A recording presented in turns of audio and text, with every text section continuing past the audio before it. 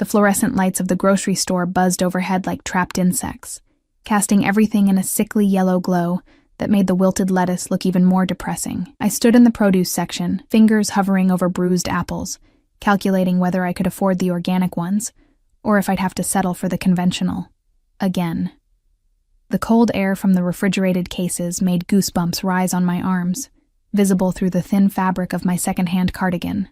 3 years of scraping by as a single mother had taught me to count every penny, to make every dollar stretch until it screamed. My daughter's laughter echoed from the cereal aisle where I'd left her comparing cartoon characters on boxes. Emma.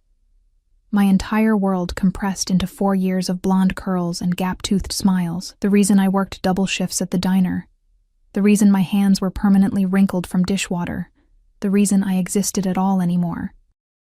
I reached for a bag of the cheaper apples when I felt it, that prickle on the back of my neck that meant someone was watching. The sensation crawled down my spine like ice water, and I turned slowly, expecting another creep, or maybe Mrs. Henderson from upstairs ready to complain about Emma's footsteps again. Instead, my eyes met darkness, not literal darkness, but the kind that seemed to emanate from a person, like shadows had learned to walk upright and wear $1,000 suits.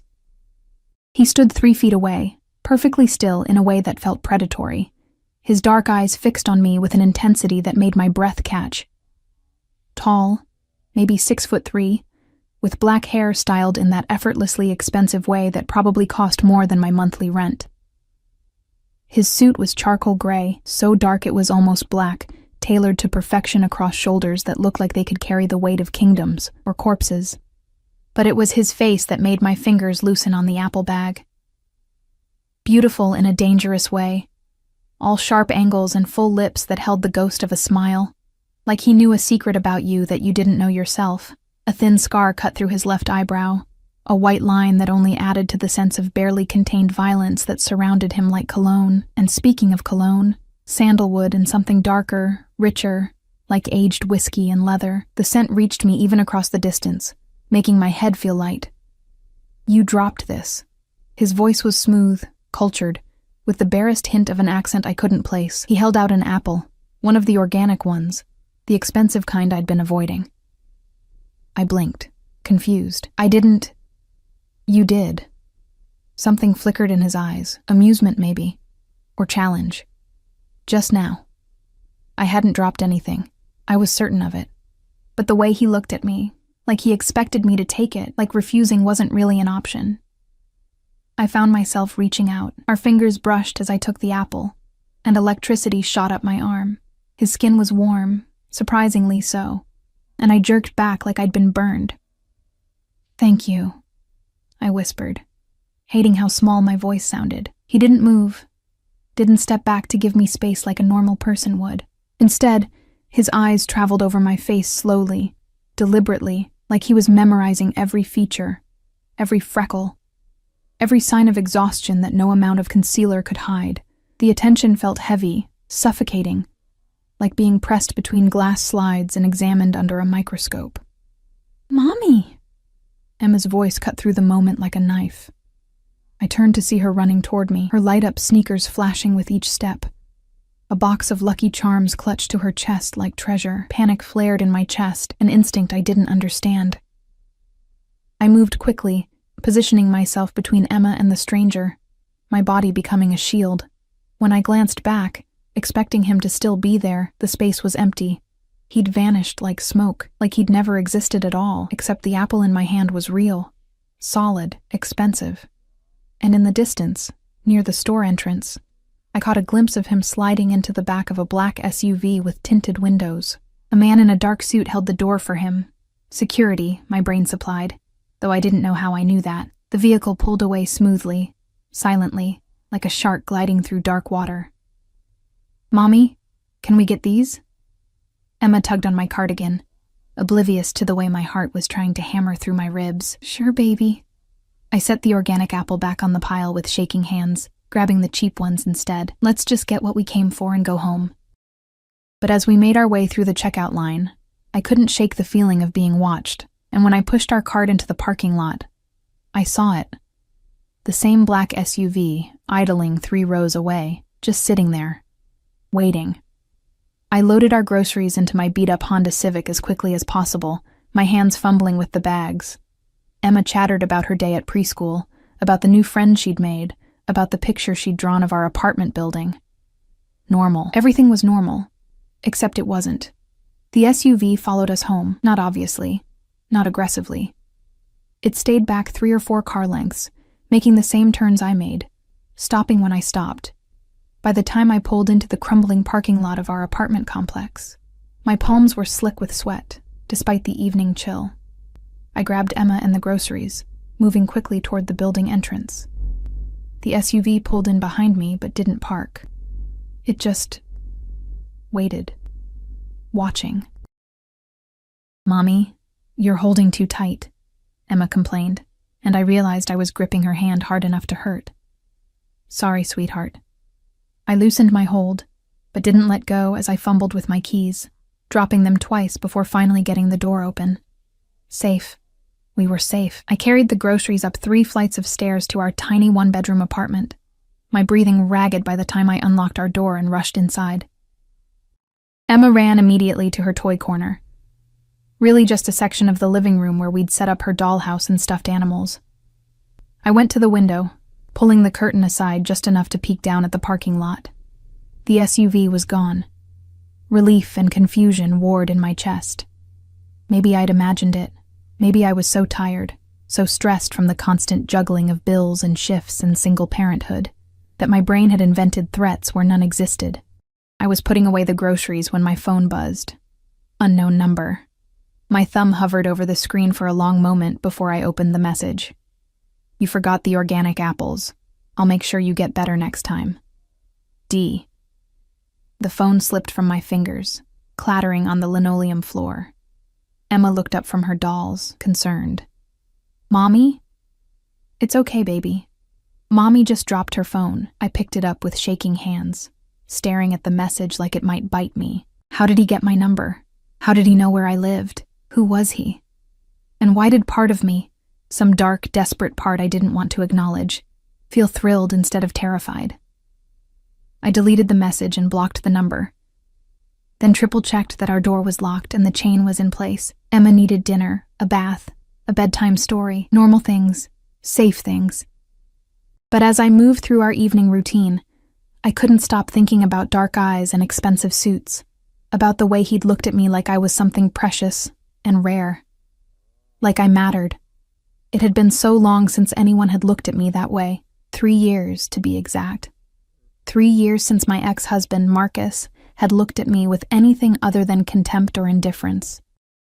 3 years since the divorce, since he'd made it clear that I wasn't enough, pretty enough, interesting enough, worth enough. He'd wanted someone sophisticated, someone who fit into his corporate world of cocktail parties and networking events. Not a waitress who smelled like coffee and French fry grease. I pushed the thoughts away as I tucked Emma into our shared bed. I slept on the couch so she could have the bedroom. Her eyes were already drooping as I read her favorite story about a princess who saved herself. "Mommy," she murmured sleepily, "why did that man look at you funny at the store?" My blood ran cold. "What man, baby?" "The one in the black suit. He smiled at you, but it was a weird smile. Like," she yawned, "like he was hungry." I kissed her forehead, my lips trembling against her skin. "Just a friendly stranger, sweetheart. Go to sleep." But after she drifted off, I sat in the dark living room, staring at my phone. The blocked number had sent another message. Somehow, impossibly, another message. "You can't block me, Sophia, and you shouldn't try. What's coming for you is inevitable. But don't worry, I protect what's mine." I didn't remember telling him my name. The diner smelled like it always did. Burnt coffee, grease, and the faint underlying note of bleach that never quite masked the other odors. I tied my apron around my waist, the fabric stiff and stained despite my best efforts to keep it clean. My reflection in the metallic napkin dispenser showed dark circles under my eyes, evidence of another sleepless night spent jumping at every sound, checking the locks on the door every hour. It had been 2 days since the grocery store, 2 days of silence from the mysterious number. 2 days of convincing myself I'd overreacted, that he was just some eccentric rich guy with boundary issues, nothing more. "Table 4 needs a refill, Soph," Rita called from behind the counter, her cigarette-roughened voice cutting through my thoughts. She was 50-something, had worked at Mel's Diner for 20 years, and had the kind of world-weary wisdom that came from seeing everything twice. I grabbed the coffee pot and made my rounds, smiling automatically at the regulars. Mr. Peterson with his crossword puzzle, the construction crew from the site down the street, the college students nursing hangovers over hash browns. My feet ached in my worn sneakers, and my lower back had that familiar throb that meant I'd need to ice it tonight. This was my life. Small, contained, safe. The bell above the door chimed, and I glanced up automatically, my customer service smile already in place. It died on my lips. He stood in the doorway like he owned it. Like he owned everything his eyes touched. The same charcoal suit, or maybe a different one just as expensive. Dark eyes swept the diner, cataloging exits and occupants in a way that made the hair on my arms stand up. Behind him, 2 men in dark suits flanked the entrance. Security, unmistakably. They didn't come inside, just stood there like sentinels, hands clasped in front of them in that universal bodyguard stance. Every conversation in the diner faltered. Even Mr. Peterson looked up from his puzzle, sensing the shift in atmosphere, because that's what happened when someone like him entered a space like this. The air changed, became charged with something electric and dangerous. His eyes found mine across the room, and a slow smile curved his lips. Predatory. Satisfied. He'd found me. My hands trembled, making the coffee pot rattle against the mug I was holding. The construction worker whose coffee I'd been pouring looked up at me, concerned. "You okay, sweetheart?" "Fine," I managed, setting the pot down before I dropped it. "I'm fine." But I wasn't fine, because he was walking toward me now, moving with that fluid grace that spoke of complete physical confidence, of a body trained for violence wrapped in expensive fabric. People instinctively moved out of his way, chairs scraping against linoleum as diners unconsciously leaned back. He slid into an empty booth, my section, of course, and waited. Those dark eyes never left my face. Rita appeared at my elbow, her voice low. "Who the hell is that?" "I don't know," I whispered back, and it was true. I didn't know his name, didn't know what he wanted, didn't know why he'd sought me out. But my body knew something was wrong. Every instinct screaming at me to run. "Well, he's in your section. Better go take his order before he decides to buy the place just to fire you." Rita's attempt at humor fell flat. Even she could sense the danger radiating from the booth. I approached slowly, my order pad clutched like a shield. Up close, he was even more devastating. Those sharp cheekbones, the full lips, the scar through his eyebrow that should have marred his beauty but somehow enhanced it. And his eyes, God, his eyes held depths I didn't want to explore. Darkness that promised both pleasure and pain. "What can I get you?" My voice came out steadier than I expected. "Coffee, black." He leaned back against the worn vinyl, completely at ease despite the grease-stained surroundings that were so far beneath him they might as well be in different universes. "And your time?" "My time isn't on the menu. Everything has a price, Sophia." The way he said my name, like a caress, like a threat, made my stomach flip. "I'd like to discuss yours. I'm working." "I can wait." He pulled out his phone, sleek, expensive, probably cost more than my car, and set it on the table. I'm a patient man when I want something. The implication hung in the air between us, heavy and suffocating. I wanted to tell him to leave, to stop following me, to forget I existed, but the words stuck in my throat because part of me, that traitorous, desperate part, wanted to know what he wanted to feel the weight of his attention for just a little longer. I poured his coffee with shaking hands and retreated to the counter, hyper-aware of his gaze following my every movement.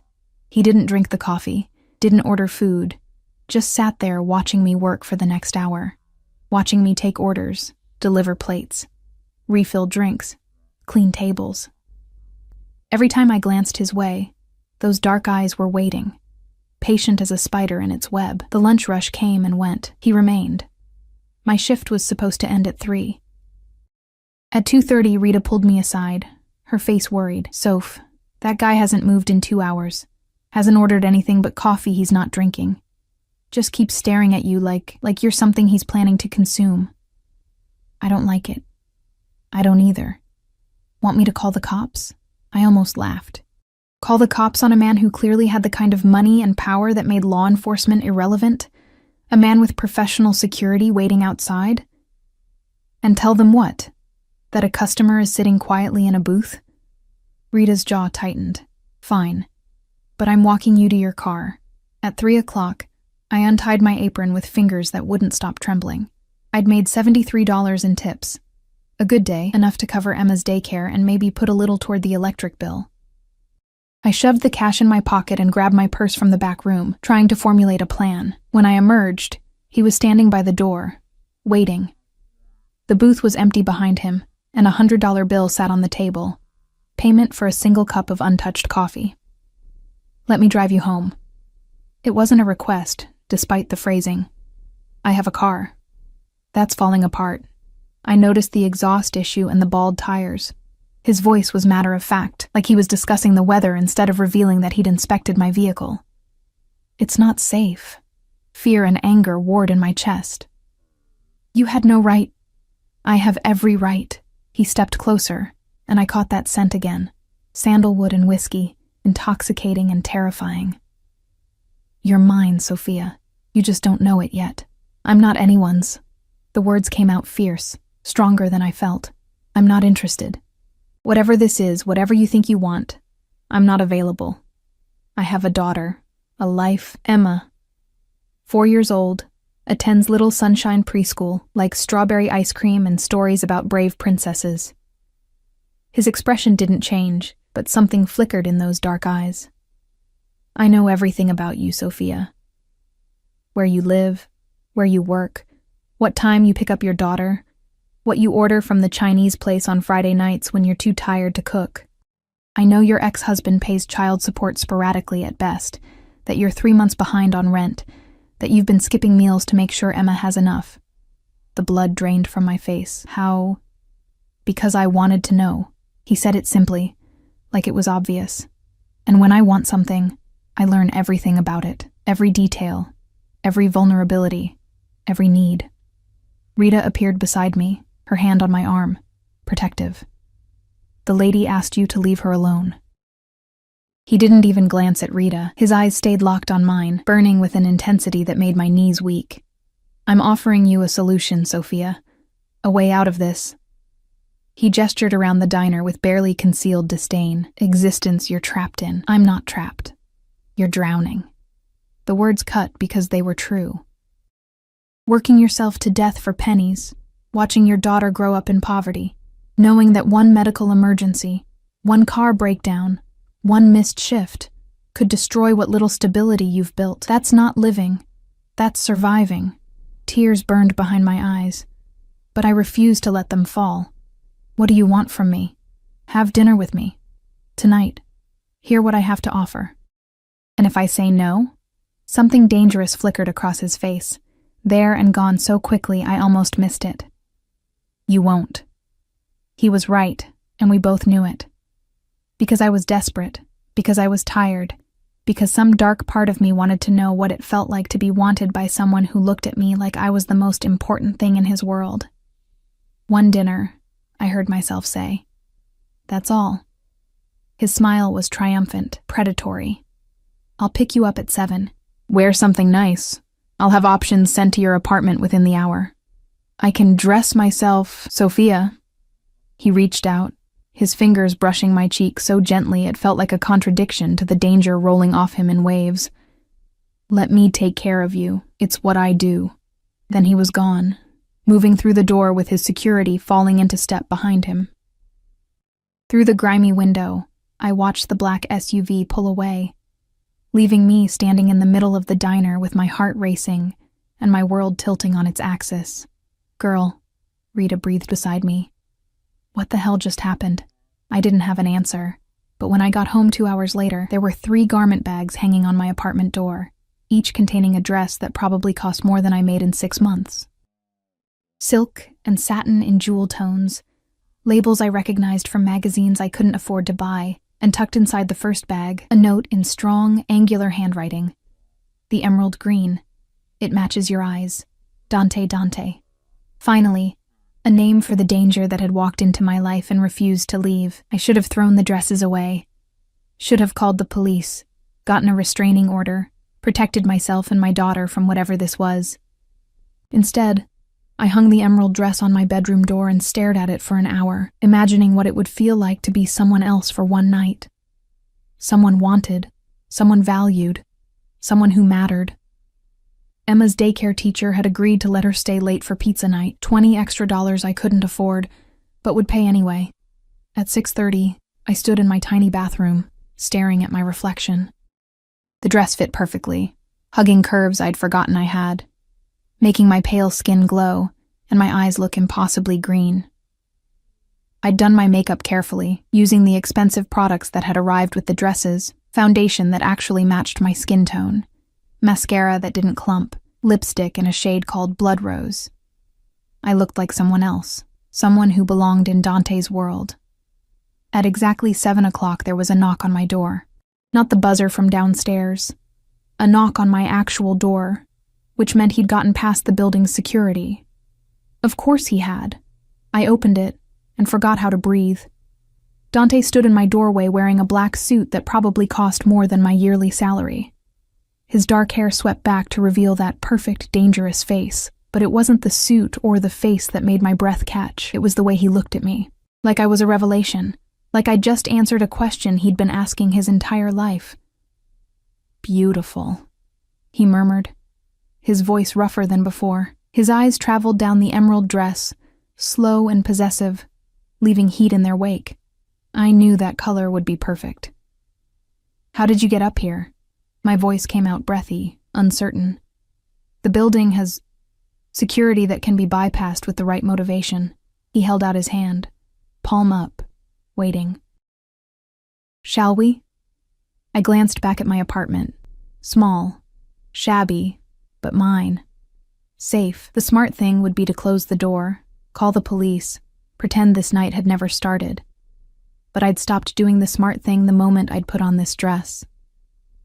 I placed my hand in his fingers closed around mine, warm and strong, and electricity shot up my arm. He pulled me into the hallway, then surprised me by stepping closer, his free hand coming up to cup my face. The touch was gentle, reverent even, completely at odds with the danger I knew he represented. "You're trembling," he observed, his thumb stroking my cheekbone. "I'm terrified," I admitted, because lying to him felt impossible. "Good."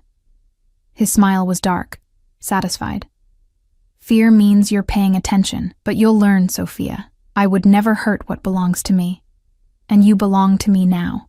The possessiveness in his words should have sent me running. Instead, it ignited something low in my belly, something I didn't want to examine too closely. He led me downstairs, his hand never leaving mine, his body positioned slightly in front of mine in a way that felt protective. The black SUV waited at the curb, idling, with the same security personnel from the diner. One of them, tall, broad-shouldered, with a scar down his jaw, opened the back door. "This is Marco," Dante said as he helped me inside. "He's been with me for 10 years. You can trust him with your life." The interior of the SUV was pure luxury. Leather seats softer than my couch, tinted windows that made the outside world seem distant and unreal. Dante slid in beside me, close enough that I could feel the heat radiating from his body, smell that intoxicating cologne. The door closed, sealing us in our own private world. "Where are we going?" I asked, as Marco pulled smoothly into traffic. "Somewhere we can talk without interruption." Dante's hand found my knee, possessive, his palm warm through the silk. "Somewhere you'll be comfortable. I'm not comfortable anywhere near you." His laugh was low, genuine. Honesty, I appreciate that. His fingers traced small circles on my knee, the touch maddeningly distracting. "Most people tell me what they think I want to hear. You tell me the truth, even when the truth is that you're scaring me?" "Especially then." His expression sobered, those dark eyes boring into mine. "I don't want your fear, Sophia. I want your trust. But trust takes time, and we don't have much of that. What does that mean? Before he could answer, his phone buzzed. He glanced at it, his jaw tightening, and something dangerous flickered across his face. Excuse me. He answered in rapid Italian, his voice hard and commanding in a way that made my stomach clench. Whatever he was discussing, it wasn't good. He ended the call and returned his attention to me, but the warmth had been replaced by something colder, more calculating. Change of plans. We're going to my estate instead of the restaurant. Your estate? It's more private, more secure. He said it like security was a normal concern for a dinner date, like everyone traveled with armed guards and worried about privacy. Dante, who are you? His smile was sharp, dangerous. You haven't figured it out yet. I'm disappointed. But I had figured it out, or at least part of it. The security, the obvious wealth, the way people moved out of his path, the barely leashed violence that surrounded him like an aura. He wasn't just rich. He was powerful in a way that had nothing to do with legitimate business. I couldn't say it. Couldn't make it real. Careful, Sophia. His hand tightened on my knee, not painful, but firm. Some words, once spoken, can't be taken back. And once you know certain things, you become part of that world whether you want to or not. Fear shot through me, sharp and cold. Let me out. I want to go home. No, you don't. His voice was gentle but implacable. You want safety, security, a better life for your daughter. You want to stop drowning. I can give you all of that. In exchange for what? You. Simple, direct, terrifying. Be mine, Sophia. Completely, wholly mine. Let me protect you, provide for you, give you everything you've been denied. And in return, you give yourself to me. That's insane. I don't even know you. You know enough. The SUV turned onto a private road, trees closing in on either side like a tunnel. You know I want you. You know I'm powerful enough to take care of you and Emma. You know that whatever I am, whatever I do, I keep my people safe, always. My people. Like I was already his, like the decision had been made before I even realized there was a choice. The estate emerged from the trees like something from a movie. Massive stone walls, wrought iron gates that opened automatically, manicured grounds stretching into the darkness. The house itself was a mansion, all modern lines and floor-to-ceiling windows glowing with warm light. This is your home? My voice came out awed despite my fear. One of them. He helped me out of the SUV, his hand on my lower back, guiding me toward the entrance. I have properties in New York, Chicago, Rome, and Sicily. But this is where I stay when I'm in the city. It's the most secure. More security personnel nodded as we passed, each one eyeing me with curiosity. How many people did he employ? How much power did he actually have? Inside, the house was breathtaking. Soaring ceilings, marble floors, art that belonged in museums, but it wasn't cold or sterile. Warm lighting softened the edges, comfortable furniture invited you to sit, and the faint scent of jasmine drifted from somewhere deeper in the house. Are you hungry? Dante asked, leading me through the foyer into a formal dining room where a table was already set for two, candles flickering between place settings that probably cost more than my entire kitchen. I don't understand. I stopped in the doorway, overwhelmed. Why me? I'm nobody. I work in a diner, I live in a falling-apart apartment, I'm a single mother barely keeping her head above water. You could have anyone. Models, actresses, women who actually belong in places like this. Why are you doing this?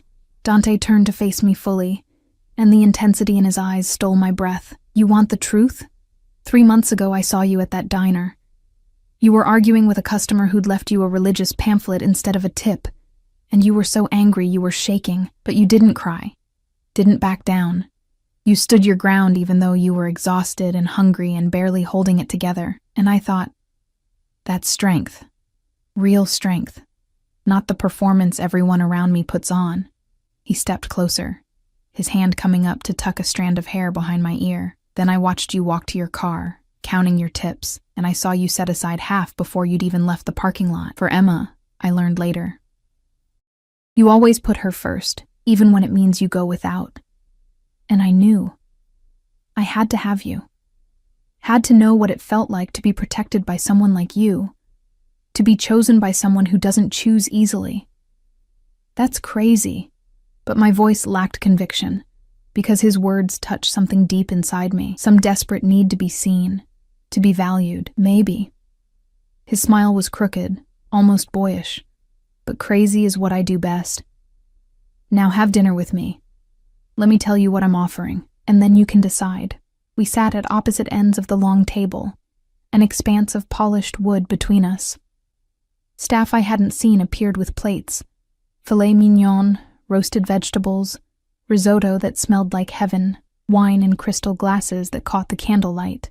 I picked at the food, too nervous to eat properly, while Dante watched me with those dark, calculating eyes. Your ex-husband, he said suddenly. Marcus Reynolds, director of operations at Thornton Industries. Married his secretary 6 months after your divorce was finalized. My fork clattered against the plate. How do you... I know everything about everyone who touches your life.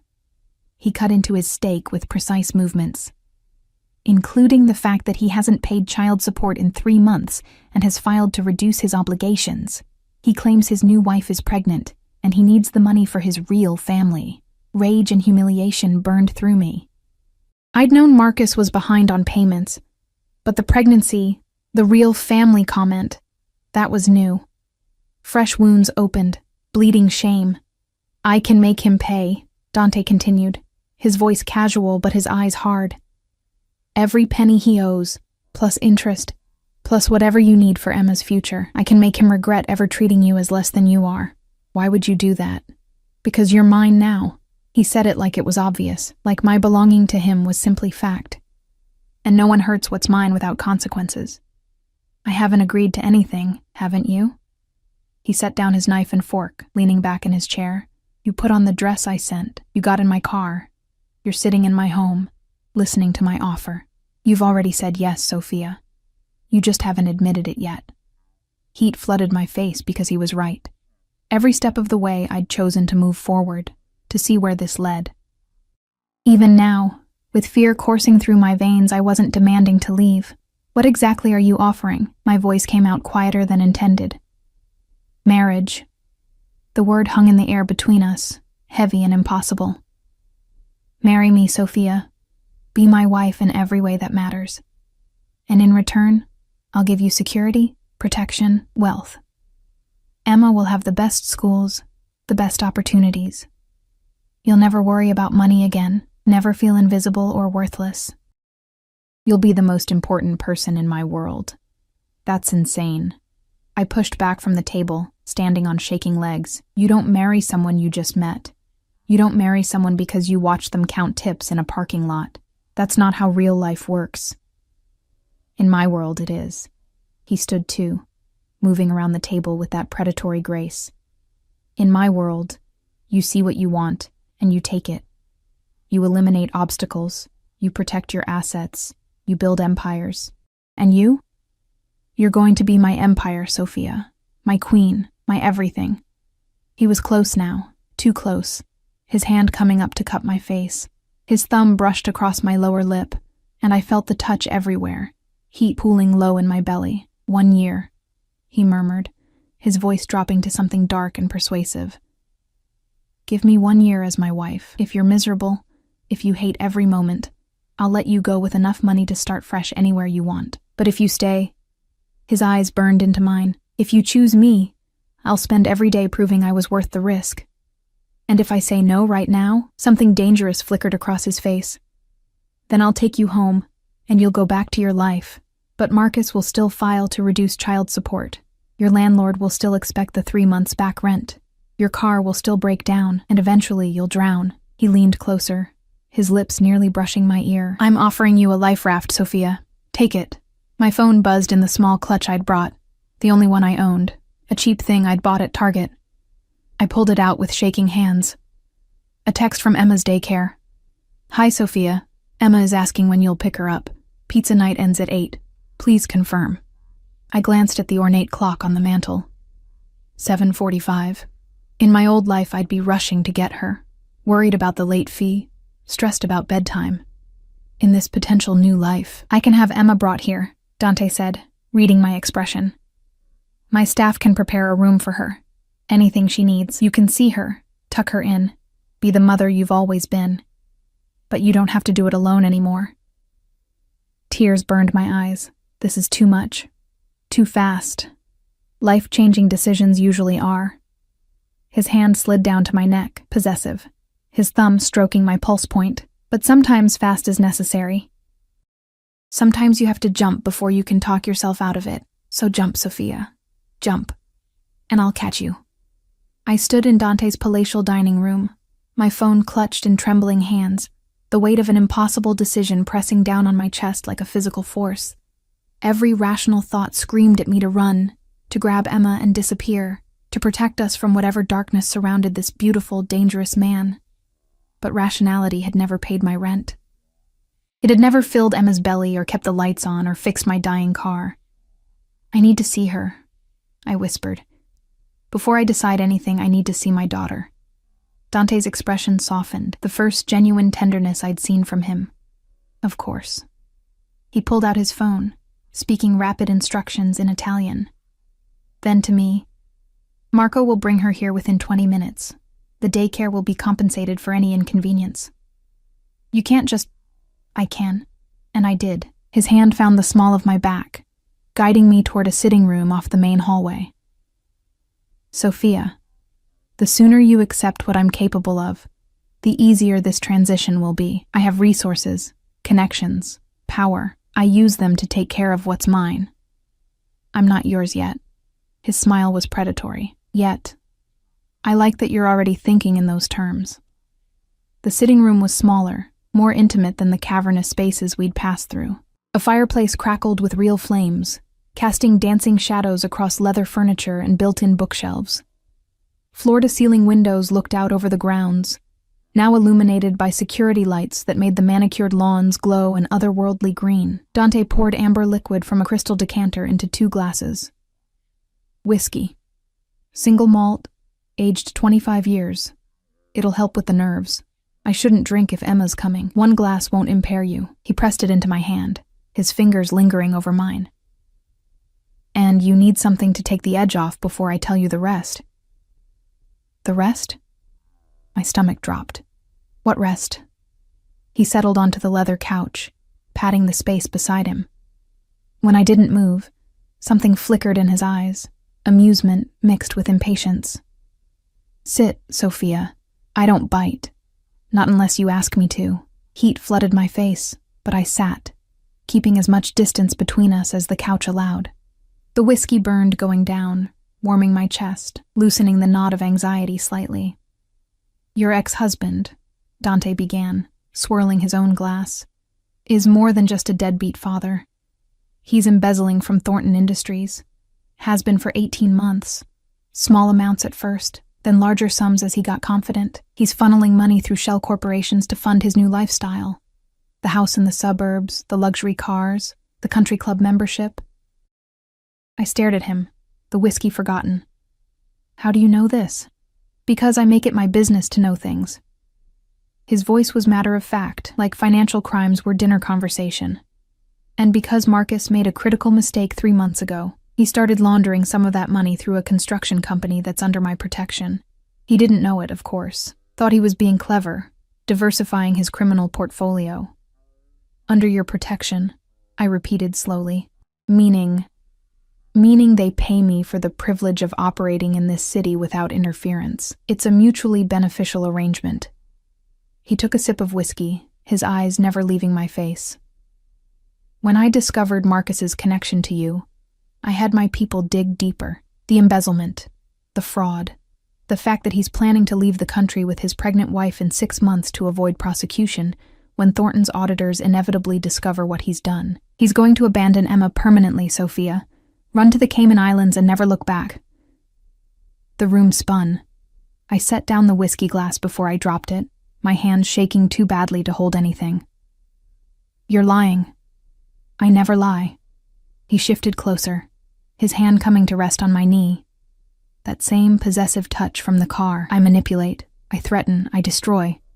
But I don't lie, especially not to you. Marcus is a coward and a thief, and he's going to leave you holding the bag for his crimes if someone doesn't stop him. Someone like you. Exactly like me. His smile was sharp. Marry me, and I'll make sure Marcus pays for everything he's done. The embezzlement will be discovered. The evidence will be irrefutable, and he'll spend the next decade in federal prison. His new wife will divorce him. His assets will be seized, and Emma will never have to see his face again. Or... He paused, letting the alternative hang in the air. You can say no, and I'll let nature take its course. Marcus will disappear. Emma will grow up wondering why her father abandoned her, and you'll spend years trying to explain something you don't understand yourself. That's blackmail. That's reality. His voice hardened. I'm not a good man, Sophia. I've never pretended to be. I've killed people, destroyed lives, built my empire on blood and fear. But I protect what's mine with everything I have. Choose me, and you'll never have to worry about anyone hurting you or Emma again. Choose your pride, your independence, your moral high ground, and you'll watch everything you love crumble. Before I could respond, there was a knock on the door. Marco appeared, and my heart stopped because Emma was with him, her small hand dwarfed by his massive one, her eyes wide as she took in the opulent surroundings. Mommy! She ran to me, and I caught her, pulling her into my lap, breathing in the familiar scent of her strawberry shampoo and the pizza sauce on her shirt. Hi, baby. I kissed her forehead, my eyes burning with unshed tears. Did you have fun at pizza night? Uh-huh. We made our own pizzas, and mine had extra cheese and... She stopped, noticing Dante for the first time. Her small body tensed in my arms. Who's that? This is Mr. Moretti. The name felt heavy on my tongue, dangerous. Dante's entire demeanor changed. The predator vanished, replaced by something softer, almost gentle. He crouched down to Emma's eye level, careful to keep distance between them. Hello, Emma. Your mother told me you like strawberry ice cream. Emma looked at me for permission. I nodded, not trusting my voice. I do, she said shyly. It's my favorite. Mine too. Dante's smile was genuine, transforming his dangerous face into something almost beautiful. Would you like some? My kitchen makes the best strawberry ice cream you've ever tasted. Can I, Mommy? I should have said no. Should have grabbed her and run for the door. Consequences be damned. But I looked into Dante's eyes and saw something unexpected. Sincerity. Whatever he was, whatever darkness lived inside him, his offer to Emma was genuine.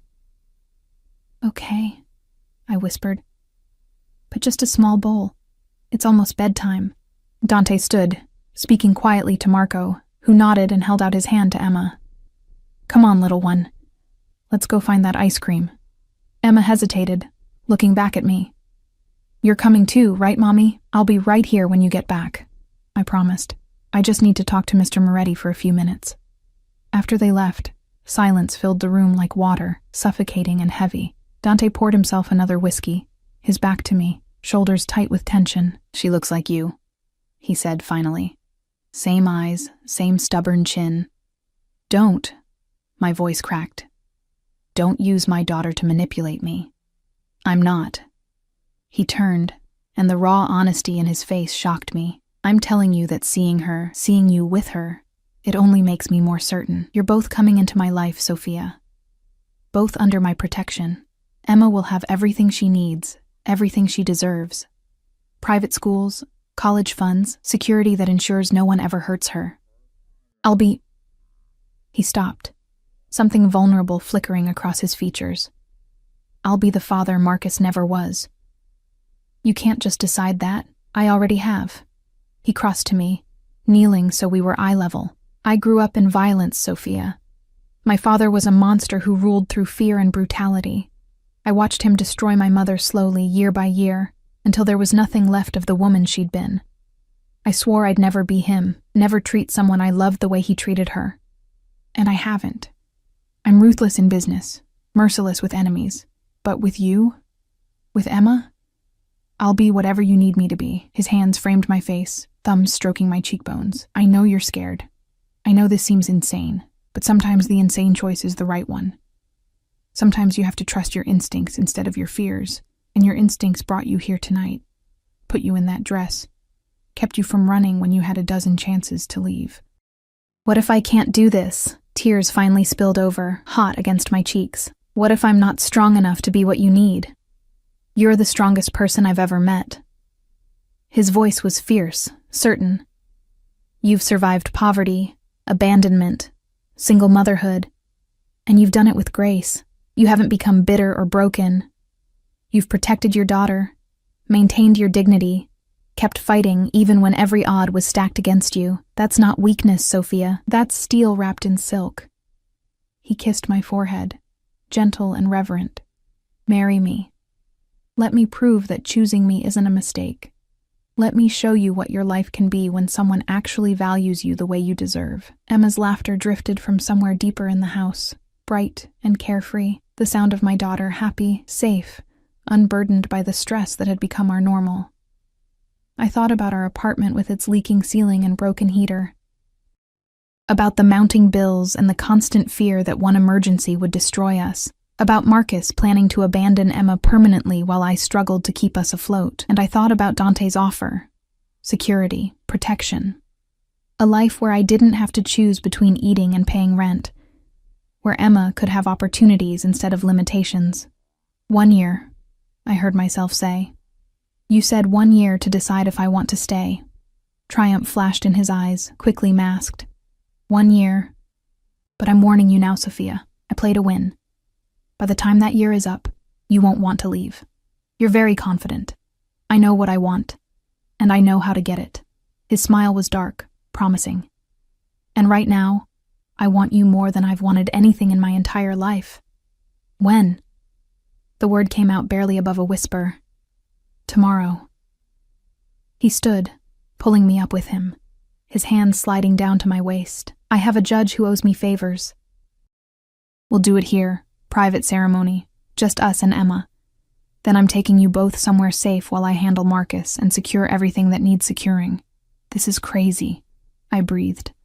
But I wasn't pulling away from his touch. The best things usually are. He leaned down, his lips brushing my ear. Say yes, Sophia. Say you'll be mine. Emma's voice called from the hallway. Mommy, this ice cream is amazing. I looked toward the sound of my daughter's joy, then back at Dante's dark, dangerous eyes. Eyes that promised both salvation and damnation, protection and possession. Yes, I whispered and felt my old life shatter like glass. I'll marry you. His kiss was fierce, claiming, a brand of ownership that should have terrified me. Instead, it ignited something wild and desperate in my chest, the feeling of being wanted so intensely that nothing else mattered. When he pulled back, his eyes blazed with satisfaction. Mine, he murmured against my lips. Finally mine. And somewhere in the expensive, beautiful house that would become my new home, my daughter laughed, unaware that our lives had just changed forever.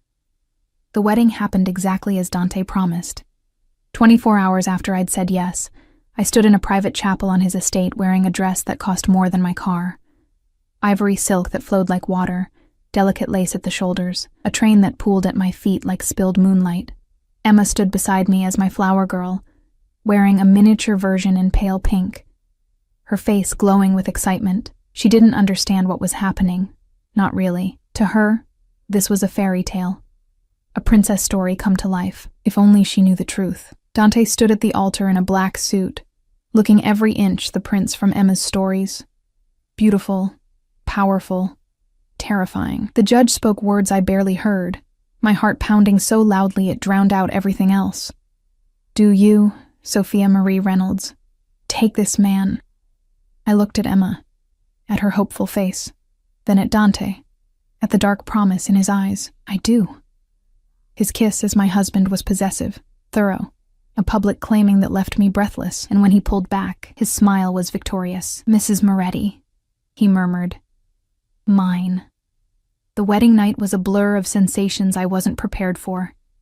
His hands on my skin, his mouth tracing patterns of fire across my body, his whispered promises of protection and possession tangled together until I couldn't tell them apart. He was gentle but demanding, patient but intense, giving me pleasure I didn't know existed while taking everything I had to offer. And in the morning, when I woke in silk sheets with his arm heavy across my waist, I realized the truth. I'd married a monster, but maybe, just maybe, he was my monster now. 3 weeks into my marriage, I discovered what it truly meant to belong to Dante Moretti. The revelation came on a Tuesday morning, crisp autumn air filtering through the floor-to-ceiling windows of our bedroom. No, his bedroom that I now shared. Emma had already left for her new private school, driven by Marco in an armored vehicle that cost more than my childhood home. I stood at the window in a silk robe, watching the gardeners tend to roses I'd never be allowed to touch myself, when Dante's phone rang. He answered in Italian, his voice dropping to that dangerous register I'd learned meant business. Real business. The kind that left bodies in shallow graves. I shouldn't have understood. But 3 weeks of immersion had taught me enough Italian to catch the important words. Traditore, traitor, esempio, example, familia, family. When he ended the call, his eyes found mine in the reflection of the window. You're learning the language. It wasn't a question. Hard not to when everyone around me speaks it. I turned to face him, my heart hammering. What's happening? Someone betrayed me. He stood from the bed, magnificent and terrifying in nothing but black silk pajama pants, his chest bare and marked with scars I'd traced in the darkness. Someone thought they could steal from my operations and disappear before I noticed. And I noticed. His smile was cold. They'll be dealt with by noon. Dealt with. The euphemism sat heavy between us. You mean killed. I mean dealt with. He crossed to me, his hands settling on my hips, pulling me against his body. This is my world, Sophia, the world you married into. I warned you I wasn't a good man. I know. And I did. 3 weeks had shown me exactly what kind of man Dante was. Ruthless in business, protective to the point of obsession with Emma and me, capable of both tenderness and violence in equal measure, but knowing and seeing are different things. Then don't see. His lips brushed my temple. Stay in this house. Focus on Emma. Enjoy the life I've given you.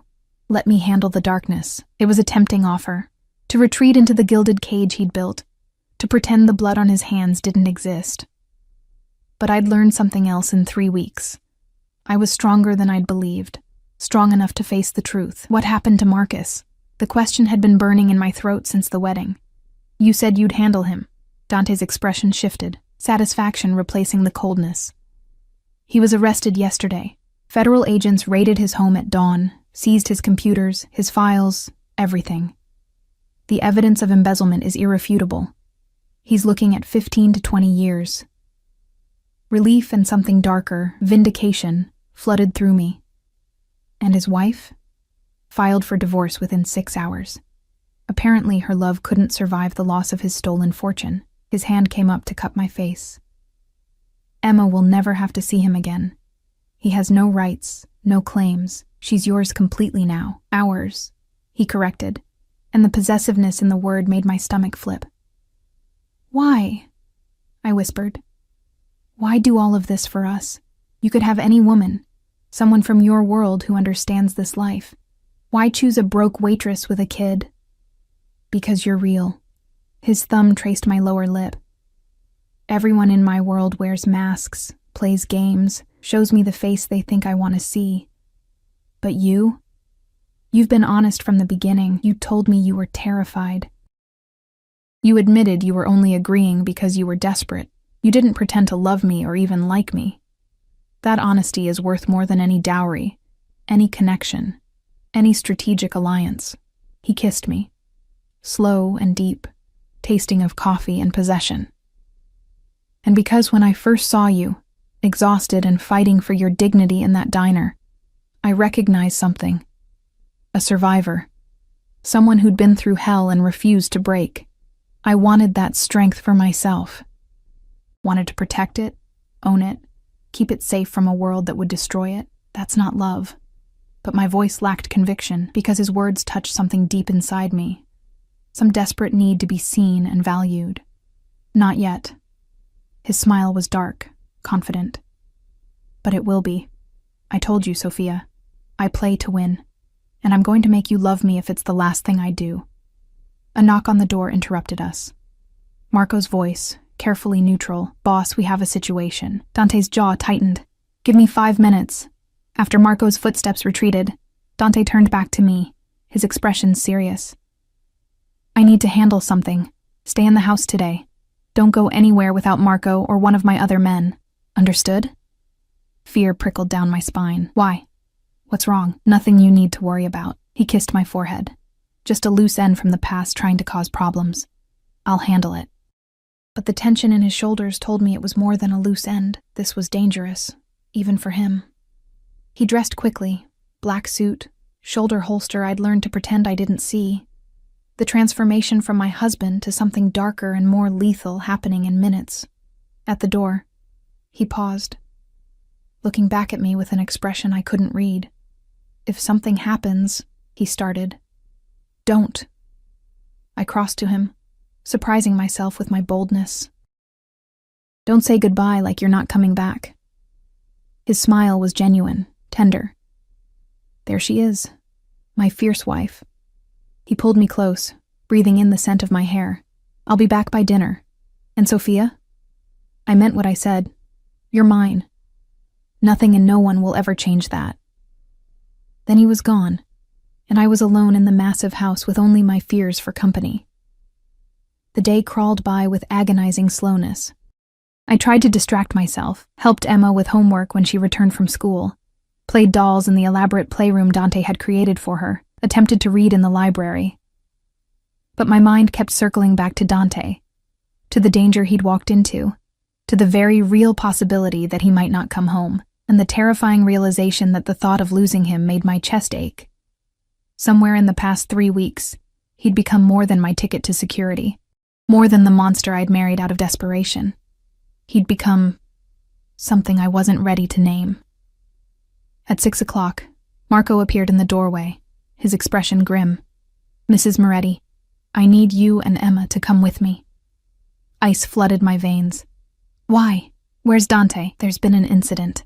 The boss wants you somewhere more secure until it's resolved." "What kind of incident?" "The kind I can't discuss." His hand went to his weapon, a gesture that terrified me more than his words. "Please, ma'am.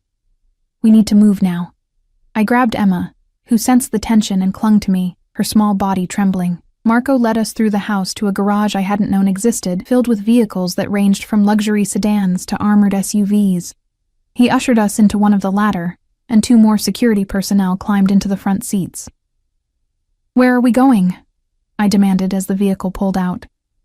"Safe house, 20 minutes outside the city." Marco's eyes scanned the streets constantly, his body tense. "The boss has enemies who made a move today.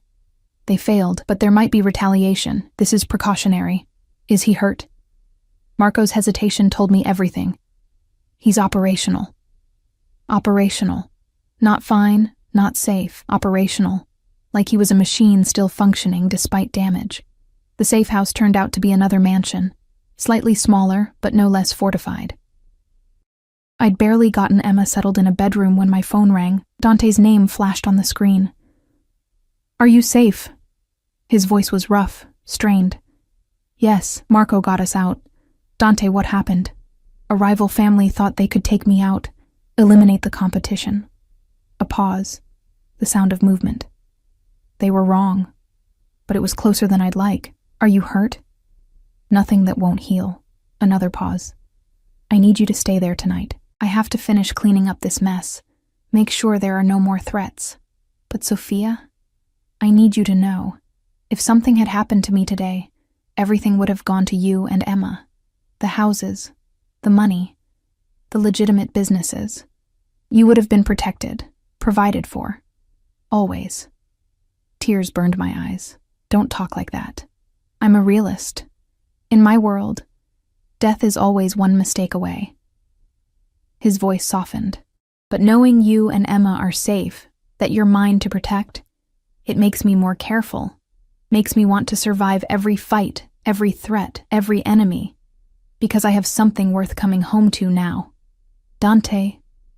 My voice cracked. "I love you, Sophia." The words fell between us like stones into still water. creating ripples I felt in my chest. I know it's too soon. I know you married me for security, not affection, but I need you to know. I love you. I love Emma. You're my family now, and I protect my family with everything I have. The word stuck in my throat, too big and terrifying to release.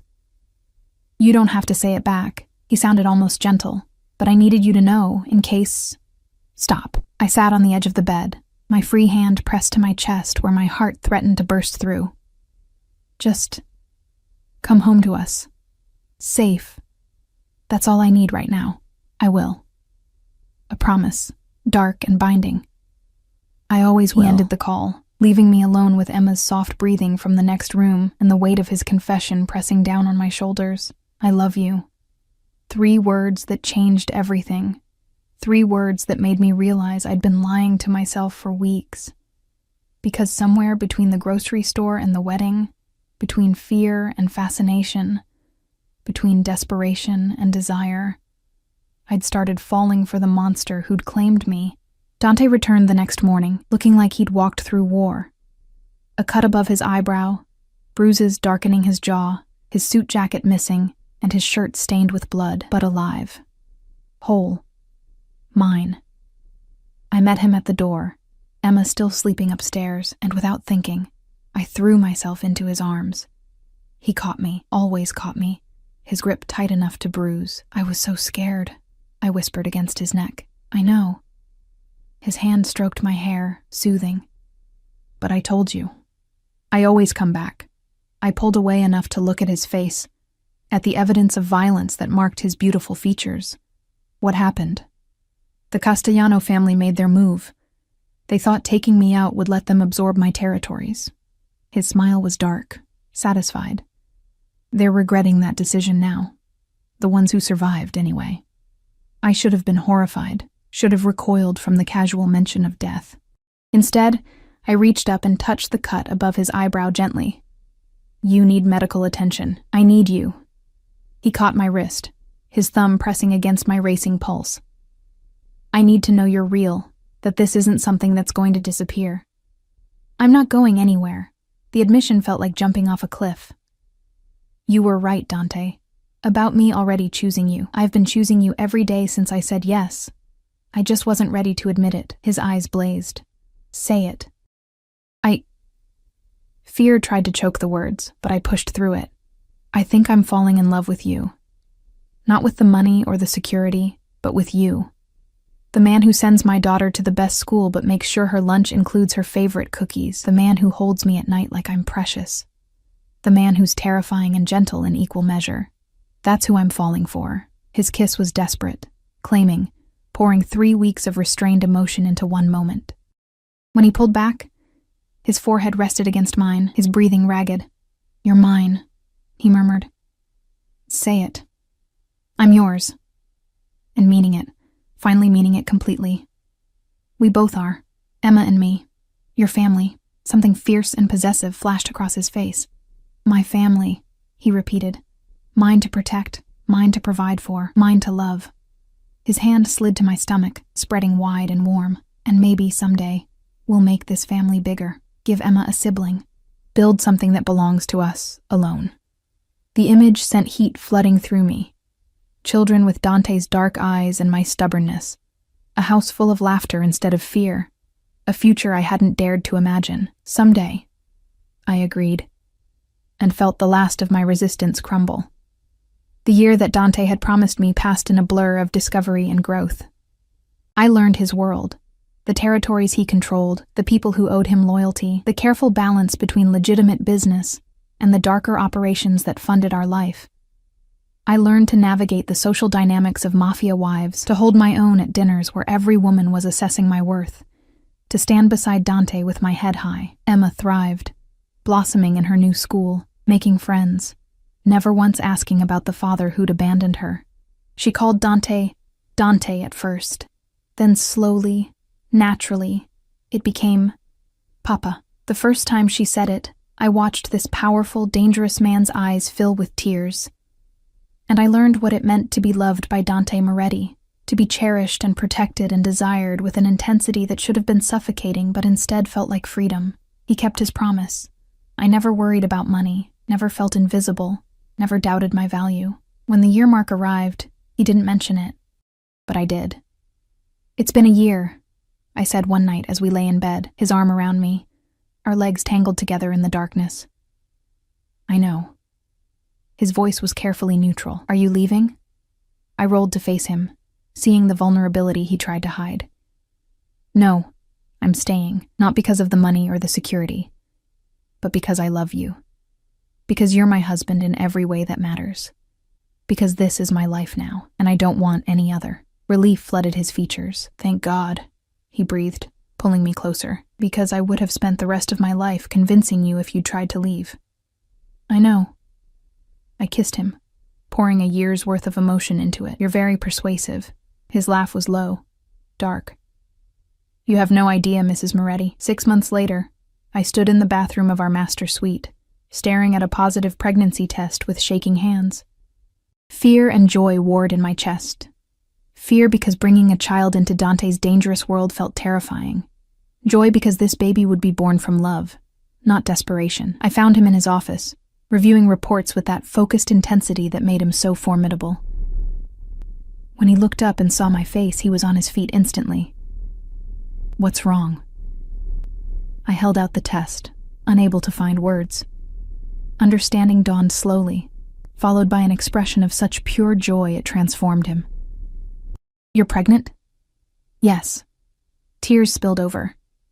"I know the timing isn't perfect, and your world is dangerous, and—" He crossed to me in 3 strides, his hands framing my face. "It's perfect. You're perfect. This baby, our baby, is perfect." He kissed me, tender and reverent. "I'm going to protect all of you. You, Emma. This baby. Nothing will ever hurt my family, I swear it." And looking into his dark, fierce eyes, I believed him. The baby came 8 months later, a boy with Dante's dark hair and my green eyes. We named him Luca, after Dante's grandfather who'd helped him escape the worst of his father's violence. Emma was instantly smitten, hovering over her baby brother with protective devotion that made my heart ache. 2 years after I'd said yes to a dangerous stranger in a grocery store, I stood in the garden of our estate, watching Dante teach Emma to tend the roses, while Marco held baby Luca a safe distance away. The sun was setting, painting everything gold, and for a moment, everything was perfect. "Happy?" Dante's voice came from behind me, his arms circling my waist, his chin resting on my shoulder. "Yes." Simple, honest, true. "I never thought I could be this happy. I told you I'd prove you made the right choice." His lips brushed my ear. "Still think marrying me was insane?" I turned in his arms, looking up at the face that had terrified me once, but now represented safety, love, home. "Completely insane," I agreed. "And the best decision I ever made." His kiss was soft, sweet, tasting of promises kept and futures built. "Mine," he murmured against my lips. "Yours," I confirmed. "Always yours." And in the fading light, surrounded by the family we'd built from desperation and desire, I finally understood what Dante had known from the beginning. Sometimes the craziest risks lead to the greatest rewards. Sometimes monsters make the best protectors. And sometimes, a chance encounter in a grocery store can change your entire world. 3 months later, I ran into Marcus outside a courthouse where he was being transferred between facilities. He looked smaller somehow, diminished by prison jumpsuits and defeat. His eyes widened when he saw me. Designer clothes, professional styling, the confidence that came from being loved and valued. "Sophia?" He stumbled over my name, disbelief written across his features. "What are you doing here? Watching justice being served." I kept my voice cold, distant. "How's prison treating you, Marcus?" His face twisted. "You look different. What happened to you?" "I got married." I held up my left hand, showing him the wedding band that probably cost more than he'd embezzled. "To someone who actually values Emma and me." "Married?" He laughed, bitter and sharp. "Who'd want a broke waitress with a kid?" Dante's car pulled up then, the black SUV with tinted windows, Marco at the wheel. and Dante himself stepped out, moving to my side with that predatory grace, his hand settling possessively on my lower back. Marcus's face went white. "Dante Moretti," he breathed, recognition and terror mixing. "You married. Oh, God." "Still single, I guess?" I repeated his words from years ago, the ones that had cut so deep. "Actually, no. I married a man who knows my worth, who provides for his family, who would never abandon his children." I leaned closer, making sure he heard every word. "Thank you, Marcus, for being such a terrible husband that I was desperate enough to take a chance on someone better. Best decision I ever made." Dante's smile was sharp, dangerous. "Mr. Reynolds, I'd say it's a pleasure, but I don't lie to irrelevant people." His arm tightened around me, claiming and protective. "Enjoy your accommodations. I made sure you got a cellmate who really values family loyalty. He's going to have fascinating conversations with you about men who abandon their children." Terror flashed across Marcus's face as guards pulled him away, back toward the transport vehicle. I watched him go, feeling nothing but satisfaction. "Feel better?" Dante asked as we climbed back into the SUV. "Much." I settled against him, breathing in his familiar scent. "Thank you for everything. You never have to thank me for protecting what's mine." He kissed my temple. "Now, let's go home. Emma's been asking when we'll be back, and Luca needs his evening feeding." Home. Not my apartment with its leaking ceiling. Not the life of struggle and desperation. Home was Dante's estate, our children, the family we'd built from impossible odds. As Marco pulled away from the courthouse, I looked back one last time at Marcus being loaded into the prison transport. My ex-husband who'd thrown away everything. And then I looked at Dante, my husband who'd given me everything. "I love you," I said, simple and true. His smile was genuine, tender. "I know. And I love you. Forever, Sophia. You're stuck with me now." "Good," I murmured, meaning it with every fiber of my being. "That's exactly where I want to be." The SUV carried us home through the fading light, toward the life I'd chosen, the family I'd built, the love I'd found in the most unlikely place. And for the first time in years, I wasn't just surviving, I was living.